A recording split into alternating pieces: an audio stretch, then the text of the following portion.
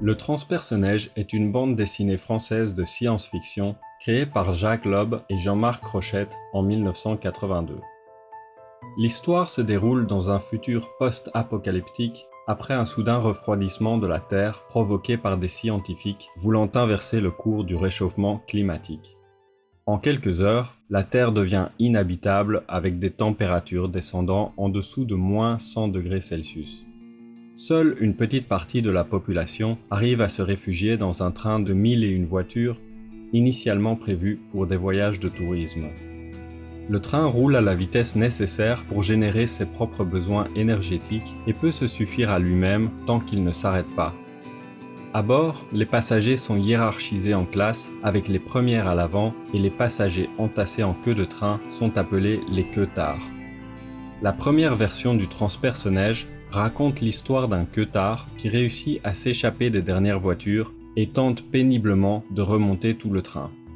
Il essaye de comprendre la structure des classes et la raison pour laquelle la locomotive surnommée Sainte Loco est vénérée par la religion qui s'est développée à bord.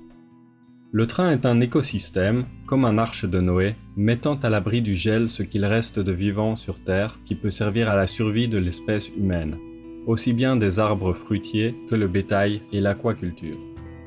Dans le journal français Les Échos, David Barou analyse l'œuvre comme un récit social et politique qui reflète les angoisses de la génération d'après-guerre qui s'inquiète à la fois de la menace nucléaire et se désole de voir croître les inégalités dans un monde encore stratifié en classes sociales.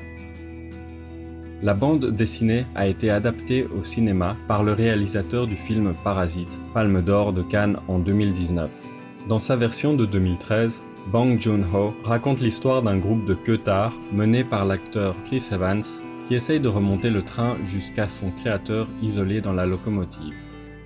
Le film coréen met en vedette Octavia Spencer, Song Kang-ho, Ed Harris, Tilda Swinton et Jamie Bell et reprend les thèmes de la lutte des classes, de la condition humaine, de l'évasion et de l'écologie déréglée à cause des dysfonctionnements d'origine humaine.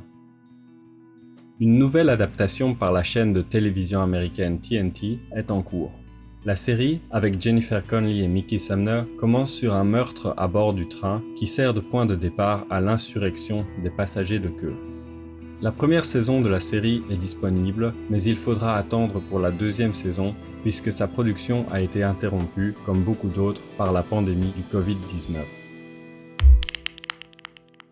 Question. Quelle version du Transperce-Neige avez-vous préférée ? Le concept de base peut-il être comparé à la Révolution française ? Quels autres éléments pourraient être rapprochés de notre réalité ?